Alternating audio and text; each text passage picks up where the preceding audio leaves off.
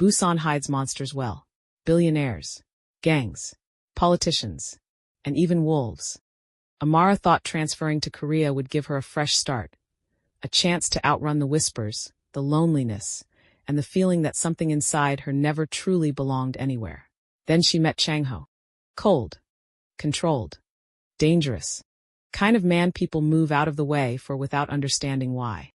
He watches her like he already knows something she doesn't. Like her existence alone is becoming a threat to the balance of his world. But when rogue wolves begin moving through Busan's shadows, and an old enemy starts hunting her from the dark, Changho's control begins to crack. Because Amara isn't just another human in his city. She's his mate. And the beast behind his eyes? It has already decided she belongs to him. This is seen by the Alpha, a dark supernatural romance about obsession, destiny, war, and the terrifying kind of love that refuses to let go. The first thing Amara noticed was the silence. Not the peaceful kind. Not the kind that wrapped around you like soft music or late-night calm. This silence was wrong. Heavy. Like the world had taken a breath and forgotten how to let it go. She slowed her steps. The narrow street stretched ahead of her, dimly lit by a flickering street lamp that buzzed just enough to get under her skin. The ocean was somewhere nearby. She could smell it, sharp and salty, but she couldn't see it. Buildings boxed her in on both sides, concrete and glass rising like walls instead of structures. Her phone buzzed in her hand. Raylan. Girl, where are you? Amara glanced down at the message, thumbs hovering as she walked. Yeah, good question, she muttered. She should have turned back 10 minutes ago. That thought came too late. The air shifted. It wasn't a sound. Not exactly. More like a pressure change, the kind you feel right before a storm cracks open the sky. Her skin prickled, every instinct tightening at once. Amara stopped walking. Slowly, she lifted her head. Someone was there. She didn't see him at first. She felt him. Watching. Waiting. Her grip tightened around her phone. Hello? No answer. The street lamp flickered again. And then, movement. A shadow peeled itself away from the darkness at the far end of the street. Tall. Broad. Still too far to make out clearly, but something about the way he stood, too still, too deliberate, made her chest tighten. Every instinct she had whispered the same thing, leave. Now. Amara turned. Walked. Not fast enough. Footsteps echoed behind her. Measured. Unhurried. Confident. He wasn't chasing her. He didn't need to. Her heart slammed against her ribs as she picked up her pace, heels striking harder against the pavement. Okay, nope. Nope, we're not doing this tonight, she muttered under her breath. Her phone screen lit again. Raylan calling. Amara answered immediately. Ray. A hand grabbed her. Hard. Her body jerked backward, the phone slipping from her fingers as she gasped. Before she could scream, she was slammed against the nearest wall, breath knocked from her lungs. Pain exploded across her shoulder. Don't, a voice said low. Rough. Too close to her ear. Her pulse spiked. Don't scream. Yeah, that was exactly what she was about to do. Amara shoved against him, panic hitting fast and sharp, but he didn't move. It was like trying to push a wall, solid, unyielding. What do you? His grip tightened. Wrong place, he said quietly. Wrong time. Her stomach dropped. This wasn't random. This wasn't a mistake. Let me go, she snapped, fear sharpening her voice. For a second. Just one. His hold loosened. Hope flickered. Then something shifted. Not in him. Around them. The air changed again. Thicker, heavier, charged with something electric and violent. The man holding her went still. Not relaxed. Alert. Listening. Amara felt it too now. That same wrongness. But stronger. Closer. A low sound rolled through the alley. Not a growl. Not quite. Something deeper. Something inhuman. Her breath caught. What the hell? The man cursed under his breath. And then, he let her go. Just like that. Amara stumbled forward, catching herself against the wall as she turned. And that's when she saw it. Not clearly. Not fully. But enough. A shape at the end of the alley. Too large. Too fast. Moving in a way no human body should move. Her brain tried to make sense of it. Failed. The man stepped in front of her, blocking her view. Run. She didn't argue. Didn't hesitate. Amara grabbed her phone off the ground and ran. Feet pounding against pavement, breath tearing through her chest, heart racing so hard it felt like it might break something inside her. Behind her, a sound split the night. A roar. A snarl. Something colliding with force that shook the air itself. She didn't look back. Couldn't. Didn't want to see what was happening behind her. Didn't want to know. All she knew was this. Something was hunting, and she had almost been caught in the middle of it. She didn't stop running until the streetlights got brighter, until the sounds of the city returned, until she could breathe again. Barely. Her hands shook as she braced them against her knees, trying to steady herself. What the hell was that? Her voice came out thin, unsteady, not like her. Nothing about this felt like her. Nothing about tonight made sense. And yet, deep down, a quiet, terrifying thought settled in her chest. This wasn't over. Not even close. 3 months earlier. The email came at 2:17 a.m. Amara stared at the screen, the glow reflecting in her eyes as the words blurred, then sharpened again. Congratulations. You've been accepted. Busan, South Korea. 3,000 miles away from everything she knew. Everything she needed to forget. Her fingers hovered over the keyboard, hesitating. Not because she didn't want to go, but because she knew exactly what this meant. There was no halfway after this. No just in case. No turning back. Her phone buzzed on the desk beside her. The name on the screen made her stomach tighten. She didn't answer. Let it ring. Let it stop. Let the silence fill the room again. Amara looked back at the acceptance email, then at the door, then at her phone, then back at the screen. Her jaw tightened. Yeah, she whispered to herself. A decision. Final. Unshakable. I'm leaving. And she had no idea. She wasn't just leaving something behind. She was running straight into something that had already been waiting for her. The email was still open on her laptop. Congratulations. You've been accepted. Busan. The word sat there like something unreal. Like it didn't belong to her life. Amara stared at it, elbows resting on her desk, fingers pressed lightly against her lips as her thoughts spiraled. 3,000 miles away. Different language. Different life. Freedom. Her phone buzzed again. She didn't have to look. She already knew who it was. Still, her eyes flicked to the screen. Darius calling. Amara's jaw tightened. The name alone shifted the air in the room. Not loud. Not aggressive. Just heavy. Like something pressing down on her chest. The call rang out. Stopped. Then, a message. Darius. Why aren't you answering? Another one. I know you're up. Her stomach twisted. Of course he knew. He always knew. Amara exhaled slowly, forcing her shoulders to relax as she reached for the phone. Hesitated. Then answered. Hey. Silence on the other end for a beat. Then. Why did it take you so long to pick up? His voice wasn't raised. Didn't need to be. That was the thing about Darius. He didn't yell. He didn't explode. He controlled. Every word measured. Every tone intentional. I was doing homework, she said, eyes drifting back to the laptop screen. The email. Busan. A way out. You've been on your phone, he replied immediately. Not a question. A statement. Amara's fingers tightened slightly around the device. You tracking my screen time now? She asked lightly, trying to keep it casual. Trying. Quiet exhale came through the line. You know I don't like when you get smart with me. There it was. That shift. Subtle, but sharp enough to cut. I'm not getting smart, she said softer now. Adjusting. Always adjusting. Then don't sound like it. Silence stretched between them. Amara leaned back in her chair, eyes closing briefly as she pressed her free hand against her temple. This was why she felt tired all the time. Not physically, mentally, emotionally, like she was constantly walking a line she couldn't see. Say the wrong thing. Tone too sharp. Pause too long. And suddenly, she was the problem. You good? He asked after a moment. It sounded like concern. It always did. But it never felt like it. Yeah, she said automatically. I'm fine. You don't sound fine.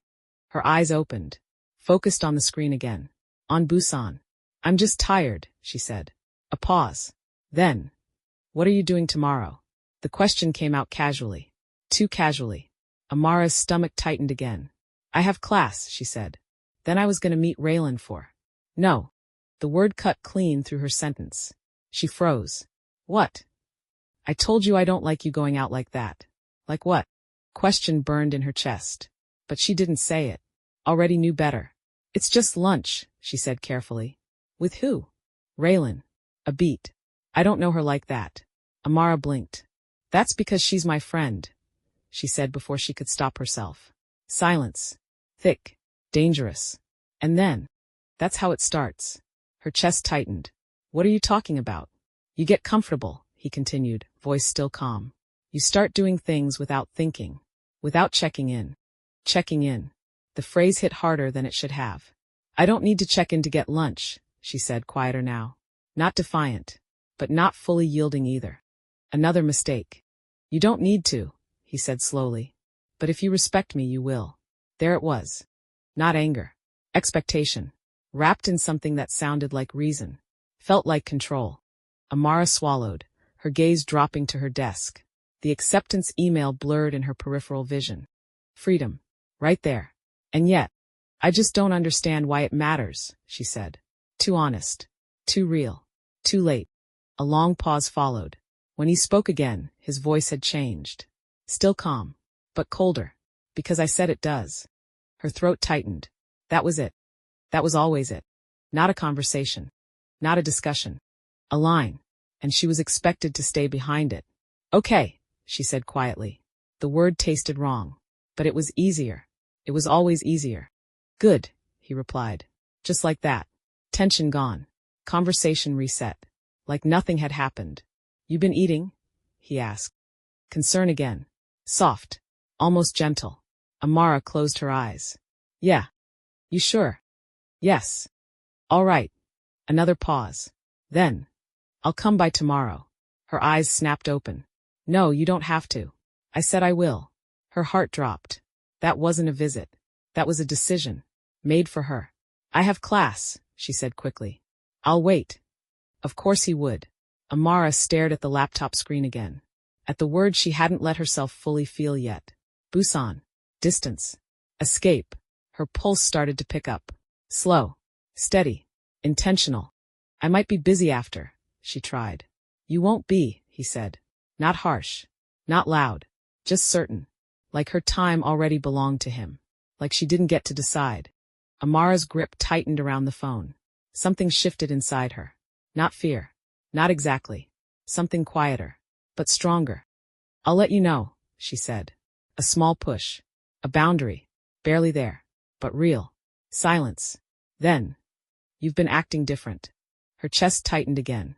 I'm not. You are. I'm just tired. You're pulling away. The words landed heavier than anything else he'd said. Because they were true. And he knew it. Amara didn't respond. Didn't trust herself to. Another pause. Then. I don't like that. Of course you don't. The thought came fast. Sharp. Clear. For the first time in a long time. She didn't push it away. Didn't soften it. Didn't reshape it into something easier to accept. She just let it sit there. Truth. Raw and uncomfortable. I have to go, she said. Before he could respond. Before she could second guess it. She hung up. The silence that followed felt different. Not heavy. Not suffocating. Just. Quiet. Amara stared at her reflection in the dark screen of her phone. Then slowly. She turned back to the laptop. To the email. To the one thing in her life that didn't feel controlled. Didn't feel negotiated. Didn't feel like it belonged to someone else. Busan. Her cursor hovered over the screen. Heart beating faster now. Not from fear. From something else. Something she hadn't felt in a long time. Choice. Her fingers moved. Click. Accept. And just like that, everything changed. The knock came exactly when she expected it. 3 sharp taps. Not loud. Not hesitant. Certain. Amara froze in the middle of her room. Her gaze drifting slowly toward the door, like she already knew what waited on the other side. Of course he came anyway. Of course he didn't wait for her to let him know. Her stomach tightened, but her face stayed calm as she crossed the room. One breath. Then she opened the door. Darius stood there like he belonged. Tall. Clean-cut. Put together in a way that always made people assume he had his life handled. Dark jeans, fitted shirt, watch gleaming under the hallway light. Composed. Controlled. Perfect. Until you looked a little closer. Hey, he said, eyes scanning her face immediately. Not greeting, assessment. You didn't text before coming. Amara replied. Not accusatory. Just stated. His gaze sharpened slightly. I told you I was coming. That tone again. Like that should have been enough. She stepped aside anyway. He walked in without hesitation. No pause. No can I. Just presence. Darius took in the room in one sweep. Her desk, her bed, her laptop. The screen. Still open. Her chest tightened. Too late. He saw it. What's that? Question was casual. But his eyes weren't. Amara moved quickly, stepping in front of the desk, reaching to close the laptop. Just school stuff. Too quick. Too defensive. A mistake. Darius moved faster. His hand came down over the top of the screen before she could shut it. Firm. Unyielding. Move. Her breath caught. Not yelled. Not aggressive. Just final. Amara didn't move. For a second, just one, she held her ground. I said it's just school. Amara. Her name. Low. Sharp. A warning. Her body reacted before her mind could catch up. A step back. Space created. He didn't look at her again as he pushed the laptop open fully. His eyes scanned the screen. Reading. Processing. And then, stillness. Kind that made her skin crawl. You applied to study abroad. Not a question. A statement. Flat. Amara swallowed. Yeah. Silence. Long, heavy. You didn't tell me. There it was. Not curiosity. Not surprise. Control slipping and tightening. I just found out, she said carefully. Not a lie. Not the full truth. Darius nodded slowly, like he was considering something. Like he was being reasonable. Always reasonable. And you were just not going to mention it. I was going to, she said. Just what? Her words caught in her throat.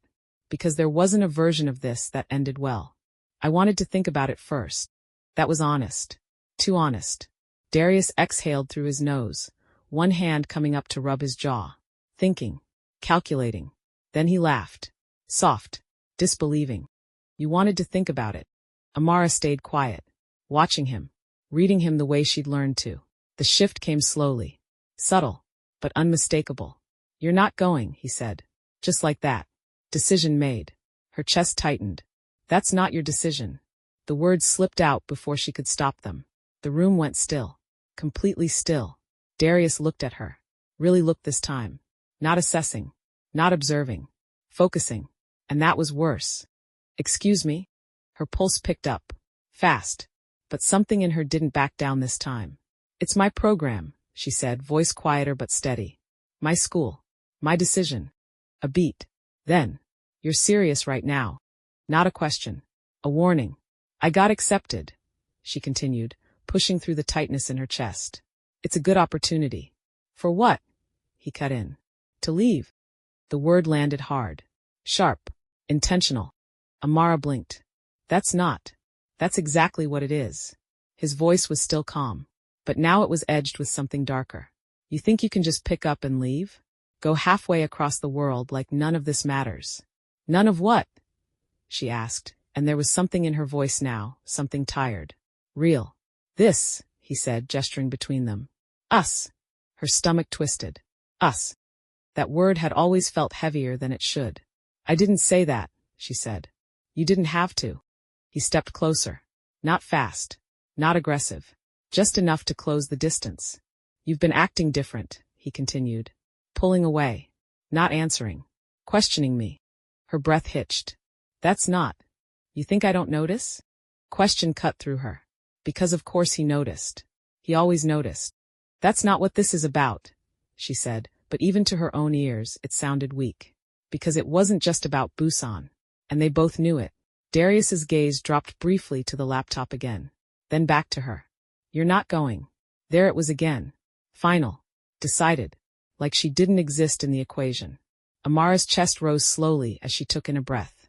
And for the first time, she didn't shrink. I already accepted. The words hung in the air. Heavy. Irreversible. Darius didn't react immediately. Didn't move. Didn't speak. That silence. That was the worst part. Because she knew what came next. When he finally looked at her again, something had shifted. Not loud. Not explosive. Colder. You really think that's how this works? Her pulse pounded in her ears. I'm not asking for permission, she said. The truth. Clear. Sharp. And finally, his control cracked. Not in a shout. Not in anger. But in the way his hand shot out, grabbing her wrist. Hard. Amara gasped, the sudden force pulling her forward a step. "Don't do that," he said, voice low tight. "Don't talk to me like that." Pain shot up her arm, but she didn't pull away. Didn't fight. Because she knew. Fighting made it worse. "I'm just saying." "No," he cut in. "You're forgetting yourself." Her chest tightened. That phrase. She hated that phrase. "I'm not forgetting anything," she said quietly. His grip tightened. Just enough. "Then remember who you're talking to." There it was. Not love. Not concern. Ownership. Clear. Undeniable. Something in her chest snapped into place. Not fear. Not anger. Clarity. Slow. Cold. Final. Amara looked down at his hand on her wrist. Then back up at him.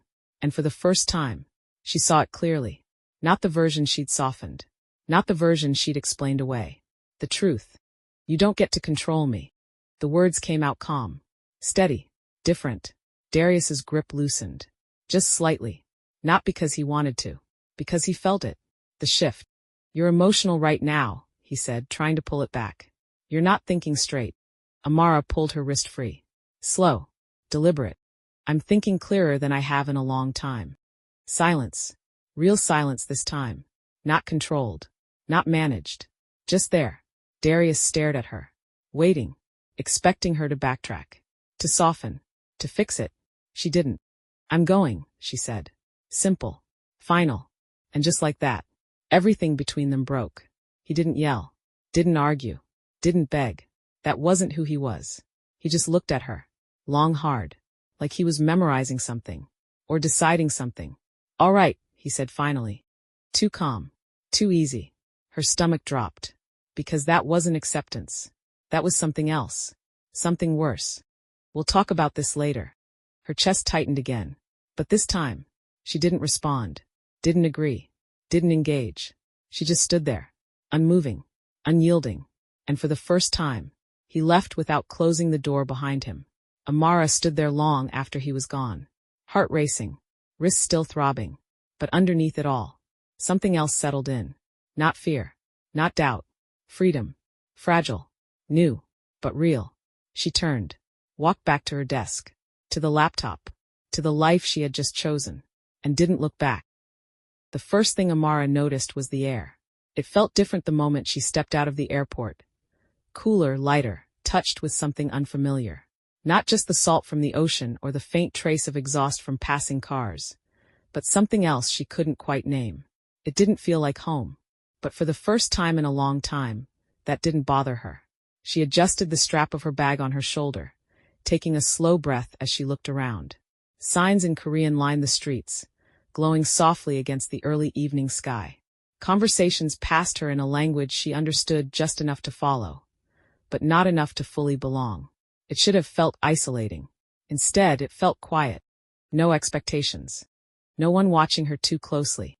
No one waiting to question where she was, who she was with, or why she didn't answer fast enough. Amara exhaled, the tension she hadn't realized she was holding loosening just slightly. "Amara." The voice cut through the noise, bright and familiar.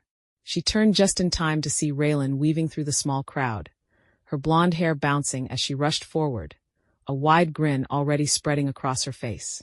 "Oh my God, you made it." Raylan pulled her into a quick hug before Amara could even set her bag down. Amara laughed, the sound coming easier than it had in days. "You act like I wasn't going to. I mean, after the way you sounded on the phone last week?" Raylan pulled back, raising a brow. "I wasn't taking any chances." Amara shook her head, though the comment lingered for a second longer than she let show. "I said I was coming." "Yeah, but you also said you were thinking about it for like 2 weeks, Raylan teased. "That's not commitment, that's stress." "Okay, first of all, rude," Amara said, rolling her eyes. "Second, it's a big move." Yeah, Raylan hummed, clearly unconvinced. "And yet here you are." She gestured dramatically to the street around them. "Busan, baby." Amara followed her gaze, taking it in properly this time. The city stretched out in layers, buildings rising in clean lines, lights beginning to flicker on as the sun dipped lower. Somewhere in the distance, she could hear the faint crash of waves against the shoreline. It was beautiful. Different.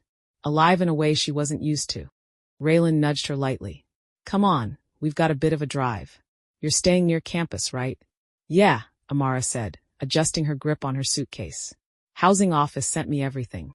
Good, because navigating this place alone your first night would have been a mess, Raylan said, already turning toward the parking area. And I refuse to let your first memory here be you getting lost with 2 suitcases and no Korean.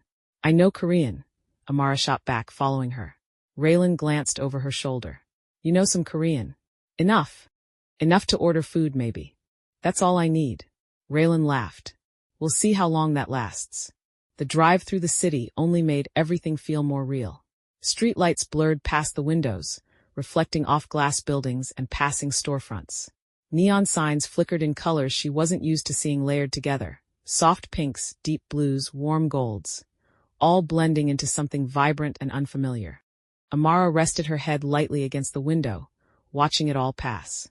For the first time since she'd accepted the program, her thoughts weren't circling back. Not to him. Not to what she left behind. Just forward. This is wild, she murmured. Raylan smiled, glancing at her briefly before turning back to the road. Told you. Amara's gaze drifted toward the horizon, where the city gave way to darkness. And then, just beyond it, a faint shimmer of reflected light. The ocean's close, right? Yeah, Raylan said. You'll probably be able to walk to it from campus if you go the right way. Amara nodded slowly, something about that settling into her chest. The ocean. Open. Endless. Uncontained. She liked that. They drove in comfortable silence for a few minutes, the hum of the car and the distant sounds of the city filling the space between them. Then Raylan spoke again, more casually this time. So you good? Amara didn't look at her right away. She already knew what the question meant. Not about the flight. Not about the move. About him. I'm fine, she said. Raylan didn't respond immediately. Didn't push. But the look she gave her when Amara finally glanced over said she wasn't fully convinced. You don't have to be, Raylan added quietly. You know that, right? Amara held her gaze for a moment, then looked away. I am, she repeated. This time it sounded a little more real. By the time they pulled up to campus housing, the sky had deepened into a soft, dark blue, the last traces of sunlight fading behind the buildings. Raylan parked and turned off the engine. All right, welcome to your new life. Amara let out a small breath, her fingers tightening briefly around the strap of her bag before she opened the door. New life. It sounded simple when someone else said it. Stepping out of the car, though, it felt heavier, more real. She grabbed her suitcase from the trunk, the wheels clicking softly against the pavement as she pulled it toward the building entrance. Students moved in and out, voices blending together in different languages, laughter carrying through the air. It should have felt overwhelming. Instead, it grounded her. This was hers. This space. This moment. No one else had a claim to it. Raylan walked beside her, holding the door open as they stepped inside. You'll meet Professor Min tomorrow, by the way. He's cool, kind of intense, but in a good way. Intense how? Amara asked. Like he sees everything, Raylan said with a shrug. But he won't make you feel weird about it. Amara raised a brow. That's oddly specific. You'll get it, Raylan said, grinning. Later that night, after Raylan left and the hallway quieted down, Amara stood by the window of her new room. The city stretched out below her, lights glowing steadily against the dark. In the distance, she could see it now. The ocean, black and endless, reflecting just enough light to remind her it was there. She rested her hand lightly against the glass, her reflection faintly visible. For the first time in a long time, nothing in her chest felt tight. No pressure. No weight. Just space. And yet, as she stood there, watching the distant water, a strange feeling settled at the edge of her awareness. Not fear. Not exactly. Just quiet sense that something in this city had already noticed her. Amara frowned slightly, pushing the thought away as quickly as it came. Jet lag. She murmured to herself. That had to be it. She stepped back from the window, turning off the light as she moved toward the bed. Tomorrow, everything would start. Classes. New people. A new routine. A new version of her life. And whatever had followed her here. Whatever that feeling was. It didn't matter. Not yet. Amara woke before her alarm. For a moment she didn't move. Didn't open her eyes. Just listened. The quiet was different here. Back home, silence always felt temporary, like something was about to interrupt it. A text, a knock, a voice calling her name. Here it held. Steady, undisturbed. She exhaled slowly and opened her eyes. New ceiling, new room, new city. Busan. The words still felt strange in her mind, like she hadn't fully stepped into it yet. Her phone buzzed on the nightstand. Amara reached for it, already expecting. She paused. The screen lit up. Raylan. Up. I'm grabbing coffee before class. You want? Her shoulders relaxed slightly. No tension. No hesitation. Just normal. Amara. Yeah. Give me 10. Campus was bigger than she expected. Clean lines, open spaces, and just enough greenery to break up the structure of it all. Students moved in clusters, some walking quickly, others lingering in conversation. The rhythm of it felt familiar enough to settle her nerves. Raylan was waiting outside a small cafe near one of the main buildings, 2 cups already in hand. You're late, she said as Amara approached, though she was smiling. It's been 10 minutes, Amara replied, taking the cup. That's late when caffeine is involved. Amara took a sip, letting the warmth settle in her chest. You're dramatic. You'll appreciate it by midterms, Raylan said. Trust me. They fell into step together, moving with the flow of students toward the main academic building. So, Raylan continued, glancing at her. First class is with Professor Min, right? Yeah, Raylan nodded. You'll like him. He doesn't do the whole boring lecture thing. That's promising. He'll call you out if you're not paying attention, though. Amara raised a brow. So he's one of those. He's fair, Raylan corrected. Just observant. That word again. Amara didn't respond, but something about it stuck with her. Classroom was already half full when they arrived. Amara took a seat near the middle, setting her bag down as she glanced around.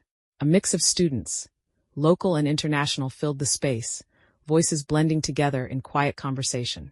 Raylan gave her a quick nod before heading toward a different section of the room. Text me after, she mouthed. Amara nodded, then turned her attention forward as the door opened. The room quieted almost immediately. Professor Min didn't rush. Didn't need to. He walked in with a calm, steady pace, setting his bag down at the front of the room before turning to face them.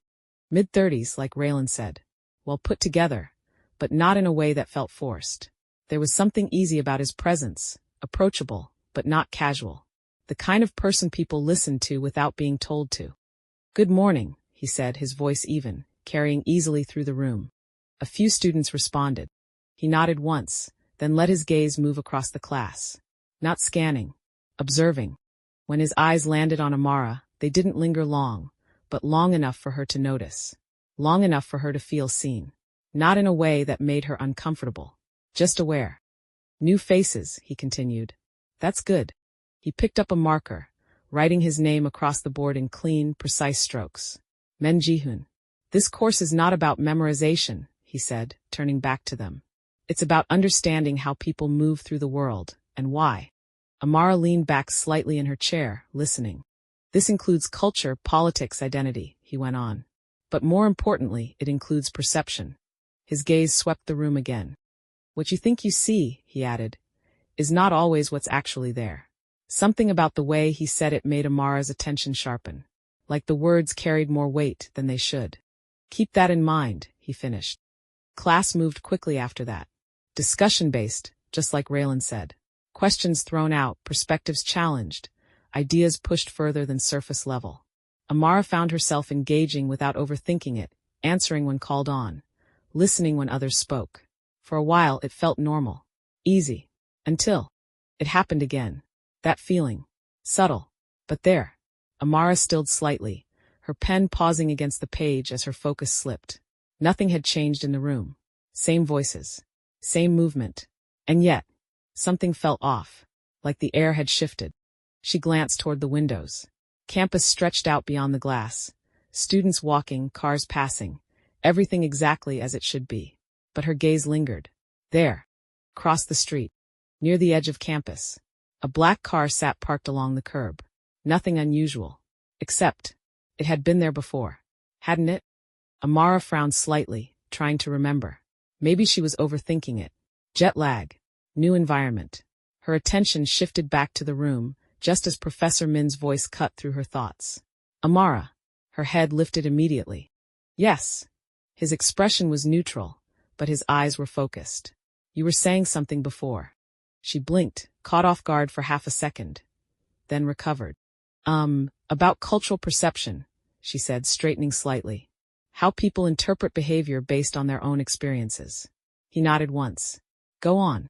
Amara continued, finding her rhythm again, but even as she spoke, part of her attention stayed elsewhere, at the edge of something she couldn't quite explain. After class, the hallway filled quickly, students spilling out into the open space. Raylan found her almost immediately. So, she asked. Told you he wasn't boring. He's not, Amara admitted. He's different. Raylan smirked. That's one way to put it. They moved toward the exit together, the buzz of conversation following them outside. The air felt warmer now, the sun higher in the sky. Normal. Everything felt normal again. Amara exhaled, shaking off the lingering tension from earlier. You ready for lunch? Raylan asked. Yeah. Amara's words cut off as she glanced toward the street. The spot where the car had been. Empty. Gone. She frowned slightly. Amara. She blinked, pulling her attention back. Yeah, sorry. Raylan studied her for a second. You good? Yeah, Amara said, adjusting her bag on her shoulder. Just thought I saw something. Raylan raised a brow. Already seeing things on day one? That's impressive. Amara huffed a small laugh. Shut up. But as they walked away, she couldn't quite shake the feeling. Like she hadn't imagined it. Like something had been there. Watching. And whatever it was, it hadn't left for no reason. By the time they left the building, the energy on campus had shifted. The rush from earlier had thinned out, replaced by smaller groups and slower conversations. Students lingered now instead of hurrying, the late afternoon sun softening everything it touched. Raylan stretched her arms over her head as they stepped onto the walkway. I'm starving. We should have eaten an hour ago. You said that an hour ago, Amara replied, adjusting the strap of her bag. And I meant it then too. Amara shook her head, a small smile slipping through despite herself. You're dramatic. Hungry, Raylan corrected. There's a difference. They fell into step together, moving toward the edge of campus where the streets opened up beyond the main gates. The air carried a faint hint of salt now, subtle but present, drifting in from somewhere ahead. So, Raylan said, glancing sideways at her, there's a cafe near the beach. If we cut through the side streets, it's quicker. Amara glanced ahead, then back at her. You trust these shortcuts a little too much. I've taken this one before, Raylan said. You'll be fine. That wasn't exactly reassuring. Still, Amara followed. The transition happened almost without her noticing. One moment, they were surrounded by the open structure of campus. The next, the space tightened. Buildings drew closer together, the streets narrowing just enough to feel different. Not wrong, exactly. Just less open. The sounds shifted too. The steady hum of traffic faded, replaced by quieter, less defined noise. A distant voice. A door closing somewhere out of sight. The wind, moving differently between the buildings. Amara slowed slightly, her gaze moving over the street ahead. Something about it felt off. Not in a way she could name. Just enough to make her aware of her own footsteps, of the space around her, of how quickly the world had gone quiet. This way, she asked, glancing at Raylan. Yeah, Raylan said, already a step ahead. It opens up in a minute. Amara nodded, but her attention didn't settle. She'd felt this before. Not here, but somewhere. That subtle shift in atmosphere. The sense that she'd stepped into a space where she wasn't entirely accounted for. She shook the thought off. New city. New environment. Her brain was probably just adjusting. Do you feel that? She asked anyway. Raylan glanced back. Feel what? I don't know, Amara admitted. It just feels a little empty. Raylan offered. Yeah. Raylan shrugged. It's just a side street. You're not used to it yet. Maybe that was all it was. Amara exhaled quietly and kept walking. They hadn't made it much further when the sound cut through the quiet. Sharp. Close. Not loud enough to echo, but distinct enough to stop her mid-step. Amara frowned, her head turning slightly. What was that? Raylan slowed, scanning ahead. Probably construction or something. There were no workers. No machinery. No movement at all. The street ahead remained still. Too still. Amara's attention sharpened as she stepped forward again, more cautious now. That's when she heard it. Voices. Low. Tense. Coming from somewhere just out of sight. Raylan caught it too this time. Okay, that's not construction. They exchanged a quick glance. Amara hesitated for half a second, then moved toward the corner. Amara. She didn't stop. Just leaned slightly, enough to see past the edge of the building. And everything in her stilled. Two men stood in the narrow space between buildings. One was backed against the wall, shoulders tight, posture defensive. The other stood in front of him. Close. Too close. Not crowding, controlling. The difference was subtle, but unmistakable. Amara felt it immediately. This wasn't just an argument. It was something else. Something decided long before they started speaking. This isn't your territory, the man against the wall said, his voice strained in a way that didn't quite match his attempt to stay composed. Amara's brow furrowed. Territory? The other man didn't respond right away. He stood there, still in a way that felt deliberate, like he wasn't in any rush to answer. Then he stepped forward, slowly, and somehow that made it worse. It is now. The words were quiet, but they carried. Not through volume, through certainty. The man against the wall tensed. You don't have authority here. Pause followed, then a low exhale, almost amused. Authority, the second man repeated, like the word itself didn't hold weight. Something shifted. Amara felt it before she understood it. A pressure in the air. Subtle but real. Her chest tightened slightly as her instincts kicked in. Sharp and immediate. This wasn't her place. She needed to leave. But her body didn't move. Not yet. The man stepped closer again, his voice lowering just enough that Amara had to focus to catch it. You're standing where you shouldn't be, he said. The other man swallowed. And that's your first mistake. Amara's pulse picked up. Something in the moment tilted, like it was about to break. And you're last, he added. That was enough. Amara. Raylan's voice cut in, low and urgent now. We need to go. Amara blinked, pulling back slightly. But it was already too late. The man's head turned. Not fast. Not reactive. Slow. Intentional. Like he had already known she was there. His gaze landed on her. And for a second, everything else faded. He didn't move. Didn't speak. But the look alone. It said enough. Clear. Direct. You shouldn't be here. Amara took a step back, her pulse jumping hard in her chest. There was something off about him. Not just his presence. Something deeper. Something she couldn't place, but couldn't ignore either. Raylan's hand closed around her arm. Come on. This time, Amara didn't hesitate. They turned quickly, walking away. Then faster, until the tension behind them started to loosen its grip. Neither of them spoke until they reached the end of the street.